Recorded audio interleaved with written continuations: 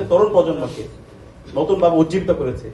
আধিপত্যবাদের বিরুদ্ধে, আগ্রাসনের বিরুদ্ধে কিভাবে কথা বলতে হয়, কিভাবে আমাদের ন্যায্যতা ইনশিওর করতে হয়, সেটা আমরা আবরার ফাহাদের তার প্রতিবাদ প্রতিরোধ এবং তার অ্যাক্টিভিটি থেকে আমরা দেখতে পাই।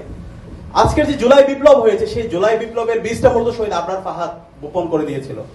এবং আবরার ফাহাদের শাহাদাত পরবর্তী আপনারা দেখতে পান বাংলাদেশের প্রতিটি ক্যাম্পাসে ক্যাম্পাসে একটা প্রজন্ম তৈরি হয়ে গেছে। এবং এর পরবর্তী যে নিরাপদ সড়ক আন্দোলন দেখেন, পরবর্তীতে অসংখ্য আন্দোলন হয়েছে। একটা প্রজন্মের মধ্যে একটা কনসেনসাস চলে আসছে এবং তার পূর্ণ বাস্তবায়ন আমরা জুলাই বিপ্লবে দেখতে পেয়েছি। এবং এই জুলাই বিপ্লবে যখন আমরা গিয়েছি, আমরা দেখি নাই এখানে কে বাম করে, কে ডান করে, কে মধ্যমপন্থী, কে ছাত্রদল, কে শিবির, কার পরিচয় কি। আমরা সবাই এক বিন্দুতে মিলিত হয়েছিলাম। আমরা সবাই মজলুম, আমরা জালেম হাসিনার বিরুদ্ধে লড়াই করেছি, আমরা ইনসাফের জন্য লড়াই করেছি। এবং একই সাথে এই আন্দোলন, এই বিপ্লবে আমরা সবাই প্রত্যেকের পরিচয় বলে গিয়ে আমরা কমন গোল নিয়ে আমরা লড়াই করেছি। এবং এই ক্ষেত্রে আমাদের প্রেরণার বাতি করছিল আমাদের শহীদ আবরার।